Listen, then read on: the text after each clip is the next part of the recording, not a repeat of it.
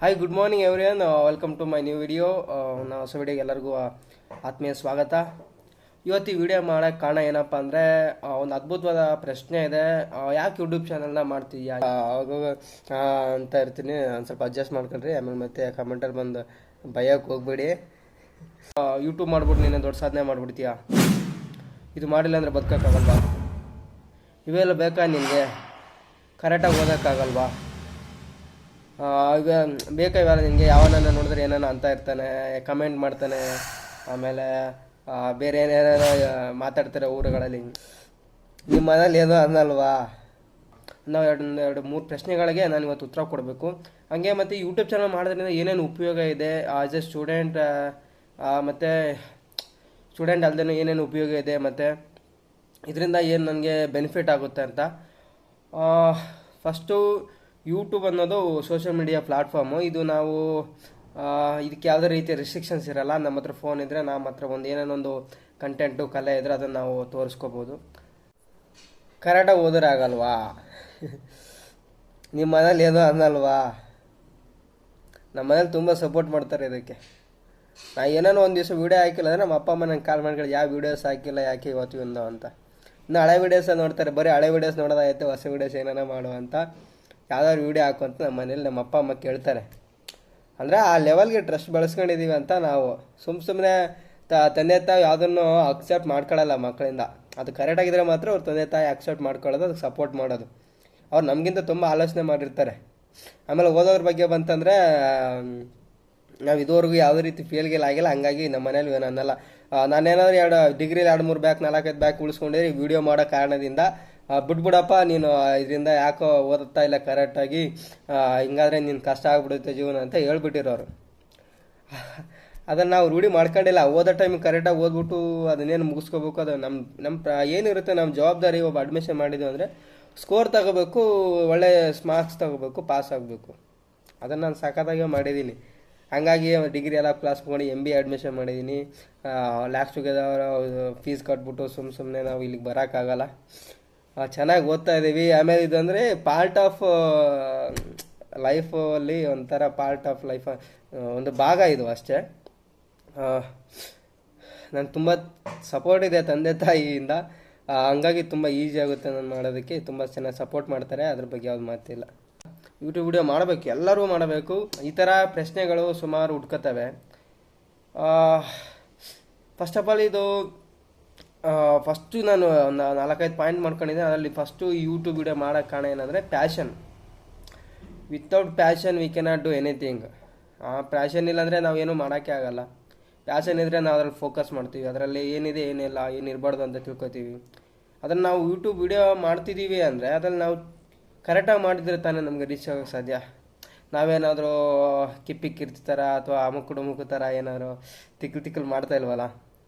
ಆ ಥರ ಮಾಡಿದ್ರೆ ಈಗ ತುಂಬ ಬೆಳವಣಿಗೆ ಆಗುತ್ತೆ. ಆ ಥರ ಮಾಡಿದ್ರೇ. ಈ ಥರ ನಾವು ತುಂಬ ನೀಟಾಗಿ ಚೆನ್ನಾಗಿ ಮಾಡ್ಕೊಂಡು ಹೋಗ್ತೀವಿ ಅಂತಂದರೆ ಬೇಗ ರೀಚ್ ಸಿಗೋಲ್ಲ, ಬೇಗ ಫೇಮಸ್ ಆಗೋಲ್ಲ.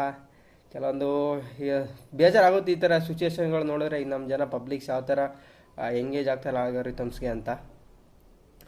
ಏನೂ ಮಾಡೋಕ್ಕಾಗಲ್ಲ. ಇರಲಿ, ತಾಳ್ಮೆಯಿಂದ ಇದ್ದರೆ ಮುಂದೊಂದು ದಿನ ಸಕ್ಸಸ್ ಆಗೇ ಆಗ್ತೀವಿ. ನಾನು ಭರವಸೆ ಇಟ್ಕೊಂಡು ನಾನೇನು ಮಾಡ್ತಾ ಇರ್ತೀನಿ. ಯಾವತ್ತೂ ಎಕ್ಸ್ಪೆಕ್ಟೇಷನ್ ಇಟ್ಕೊಳ್ಳಲ್ಲ ಜಾಸ್ತಿ ರೀಚ್ ಆಗುತ್ತೆ, ಮಿಲಿಯನ್ ಗಟ್ಟಲೆ ವ್ಯೂಸ್ ಬರುತ್ತೆ ಒಂದೇ ದಿನಕ್ಕೆ, ಒಂದೇ ನೈಟ್ಗೆ ಅಂತ. It is on process. ಅಂದರೆ ತುಂಬ ದಿನಗಳ ತಗೊಳುತ್ತೆ. ನಾವು ಇದನ್ನು ಕನ್ಸಿಸ್ಟೆನ್ಸಿಯಾಗಿ ಮಾಡ್ಕೊತ ಹೋದರೆ ತುಂಬ ಹೆಲ್ಪ್ ಆಗುತ್ತೆ. ನಾನು ಯೂಟ್ಯೂಬ್ ಚಾನಲ್ ಓಪನ್ ಮಾಡಿ ಇವಾಗಲ್ಲ, 2 ವರ್ಷ ಆಯಿತು ಅನಿಸುತ್ತೆ. 2 ವರ್ಷ 3 ವರ್ಷ ಆಗ್ತಾ ಬಂತು. ನಾನು ಅಂದರೆ ವೀಡಿಯೋಸ್ ಕರೆಕ್ಟಾಗಿ ಕನ್ಸಿಸ್ಟೆನ್ಸಿಯಾಗಿ ಆಗ್ತಿಲ್ಲ. ಕನ್ಸಿಸ್ಟೆನ್ಸಿ ಆಗ್ತಿರೋ ಕಾರಣ ಏನಪ್ಪ ಅಂದರೆ, ನಾನು ಎಜುಕೇಷನ್ ಮಾಡ್ತಾ ವೀಡಿಯೋ ಮಾಡೋದ್ರಿಂದ ಕರೆಕ್ಟಾಗಿ ಆಗ್ತಿರಲಿಲ್ಲ. ಕೆಲವೊಂದು ಸಮಸ್ಯೆಗಳನ್ನು ಆಯಿತು, ಫೋನ್ ಕಳೆದೋಯ್ತು, ಅಕೌಂಟ್ ರಿಕವರಿ ಮಾಡೋಕ್ಕಾಗಲಿಲ್ಲ. ಇವಾಗ ರಿಕವರಿ ಮಾಡ್ಕೊಂಡ್ವಿ. ಆಮೇಲೆ ಎಕ್ಸಾಮ್ಸ್ ನಡೀತಾಯಿತ್ತು. ಈ ಥರ ನಾನು ಎಜುಕೇಷನ್ ಪ್ಲಸ್ ಇದನ್ನು ಮಾಡ್ತಾ ಇರೋದ್ರಿಂದ ನಾನು ಇದಕ್ಕೆ ಫೋಕಸ್ ಮಾಡೋಕ್ಕಾಗ್ತಾಯಿಲ್ಲ ಅಷ್ಟೇ. ಆಗ್ತೀನಿ ಇನ್ಮೇಲಿಂದ ಒಂದು ವಾರಕ್ಕೊಂದು ವೀಡಿಯೋನಾದರೂ ಯಾವುದಾದ್ರೂ ಥರ ಒಂದು ವೀಡಿಯೋ ಆಗ್ತಾ ಇರ್ತೀನಿ. ಒಟ್ಟಲ್ಲಿ ಬೇಜಾರಾಗೋ ವೀಡಿಯೋ ಅಂತ ಯಾವುದೂ ಇರೋಲ್ಲ, ಬೋರ್ ಆಗೋಂಥ ವೀಡಿಯೋ ಅದು ಯಾವುದೂ ಇರೋಲ್ಲ.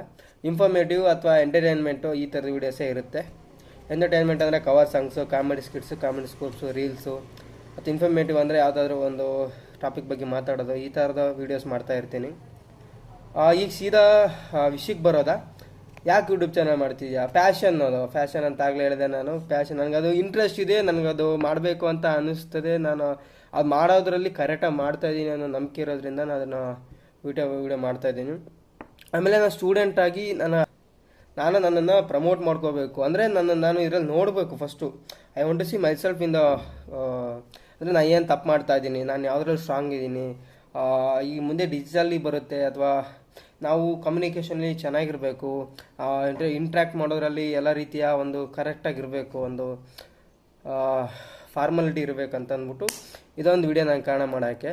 ಅಂದರೆ ನಾನೇನಾದ್ರು ಈ ವಿಡಿಯೋ ಮಾಡ್ತಾಯಿದ್ದೀನಿ ಅಂದರೆ ಇದರಲ್ಲಿ ನಾನು ನೋಡ್ತೀನಿ ಮತ್ತೆ ಏನಾದ್ರು ತಪ್ಪು ಮಾಡಿದ್ರೆ ಇನ್ನೆಲ್ಲ ತಿದ್ಕೋಬೇಕು ನಾನಂತ. ಕೆಲವೊಬ್ರಿಗೆ ಇದು ತುಂಬ ಫಿಯರ್ ಇರುತ್ತೆ, ಅಂದರೆ ಕ್ಯಾಮ್ರಾನ ಫೇಸ್ ಮಾಡೋವಂಥ ಒಂದು ಎಬಿಲಿಟಿ ಇರಲ್ಲ.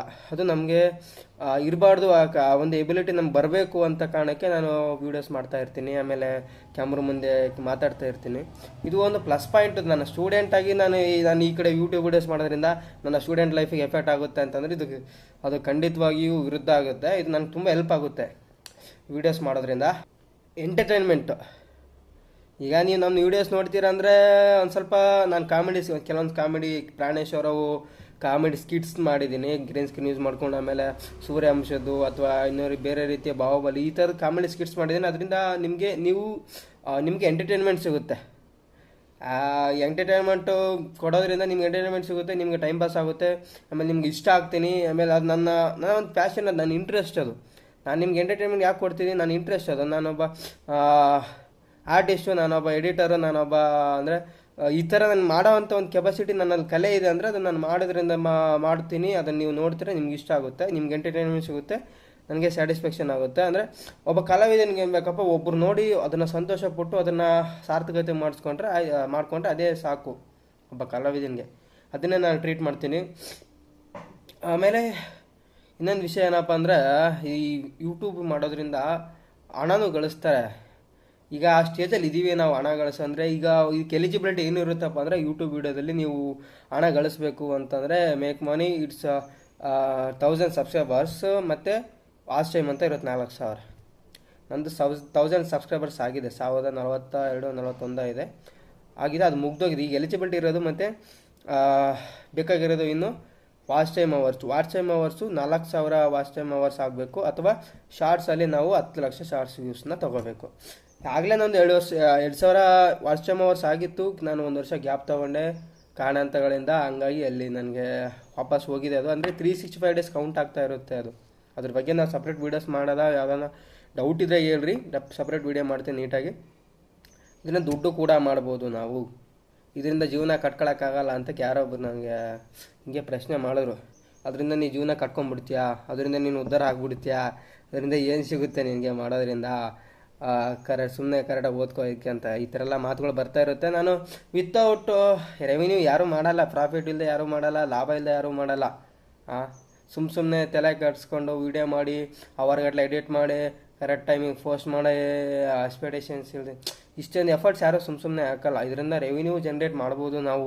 ಒಳ್ಳೆ ರೀತಿಯ ಒಂದು ಇದಕ್ಕೆ ಆದಂಥ ಒಂದು ಸಮಯ ಕೊಟ್ಟು ಇದಕ್ಕೆ ಆದಂಥ ಒಂದು ನಾವು ಆದ್ಯತೆ ನೀಡಿ ತುಂಬ ಒಳ್ಳೆಯ ರೀತಿಯಲ್ಲಿ ನಾವು ಇದನ್ನು ನಡೆಸ್ಕೊಂಡು ಹೋದರೆ ತುಂಬ ರೀತಿಯಲ್ಲಿ ಒಳ್ಳೆಯ ರೀತಿಯಲ್ಲಿ ನಾವು ಇದನ್ನು ದುಡ್ಡು ಮಾಡ್ಬೋದು.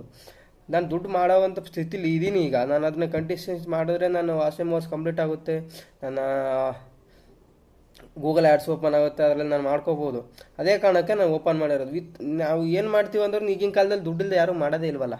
ದುಡ್ಡು ಎಲ್ಲದಕ್ಕೂ ಬೇಕು. ನಾನು ಮುಂದೆ ಒಂದು MBA 1 ಇಯರಲ್ಲಿ MBA ಮುಗಿಯುತ್ತೆ, ಕೆಲಸ ತೊಗೋತೀನಿ, ಕೆಲಸ ತೊಗೊಂಡು ಆ ದುಡ್ಡಲ್ಲಿ ನಾನು ಬದುಕ್ತೀನಿ ಅಂದರೆ ಸಾಧ್ಯನೇ ಇಲ್ಲ.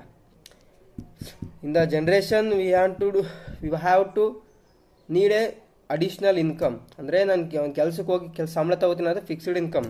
ಈ ಥರ ವೀಡಿಯೋ ಮಾಡಿಬಿಟ್ಟು ನಾನು ಅದರಿಂದ ರೆವಿನ್ಯೂ ತೊಗೋತೀನಿ, ಇದು ಅಡಿಷ್ನಲ್ ಇನ್ಕಮ್. ಬರೀ ನಮ್ಮ ಫಿಕ್ಸ್ಡ್ ಇನ್ಕಮಿಂದ ಬೇಸಿಕ್ ನೀಡ್ಸ್ ಫುಲ್ಫಿಲ್ ಆಗಲ್ಲ.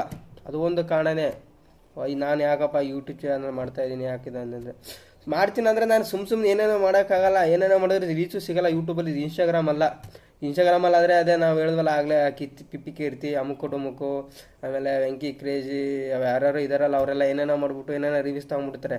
ಆದರೆ ಯೂಟ್ಯೂಬಲ್ಲಿ ಆ ಥರ ಆಗೋಲ್ಲ. ಪರ್ಫೆಕ್ಟಾಗಿ ಒಂದು ಕಾಂಟೆಂಟ್ ಇರಬೇಕು, ಕರೆಕ್ಟಾಗಿ ಅದನ್ನು ನಾವು ಜನಕ್ಕೆ ಇಷ್ಟ ಆಗೋ ಥರ ಮಾಡಬೇಕು. ನಾವು ಈ ಜನಕ್ಕೆ ಬೇಗ ಇಷ್ಟ ಆಗಿಲ್ಲ ಅಂದ್ರೆ ಪರವಾಗಿಲ್ಲ, ನಾವು ವೀಡಿಯೋ ಮಾಡ್ತಾನೆ ಇರಬೇಕು. ಒಂದಿನ ರೀಚ್ ಸಿಗುತ್ತೆ, ಆ ರೀಚಿಂದ ನಾವು ಮತ್ತೆ ಮೇಲೆ ಬರ್ತೀವಿ. ಒಂದು ಹೋಪ್ ಇಟ್ಕೊಂಡು ನಾವು ಮಾಡಬೇಕು ವಿಡಿಯೋ ಮಾಡೋಕ್ಕೆ ಕಾರಣ.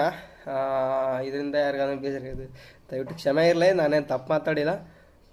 ಹೇಳ್ತಾ ಇದ್ದೀನಿ. ಇನ್ನೂ ಇದ್ರ ಬಗ್ಗೆ ಮಾಹಿತಿ ಬೇಕು ಅಂದರೆ ಹೇಳಿ, ಮಾಡೋದ ಯೂಟ್ಯೂಬ್ ವಿಡಿಯೋ ಮಾಡಬೇಕು, ಎಲ್ಲರೂ ಮಾಡಬೇಕು.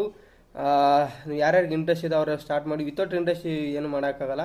ಕರೆಕ್ಟಾಗಿ ಕಂಟೆಂಟ್ ಇರಬೇಕು, ಮಾತಾಡೋವಂಥ ಎಬಿಲಿಟಿ ಇರಬೇಕು, ಅಷ್ಟೇ. ಇನ್ನೇನಿಲ್ಲ ಇದರಲ್ಲಿ ಬೇಕಾಗಿರೋದು. ಒಂದು ಫೋನ್ ಇದ್ದರೆ ಸಾಕು, ಯಾರು ಬೇಕಾದ್ರೂ ಮಾಡ್ಬೋದು. ಧನ್ಯವಾದಗಳು. Thank you so much.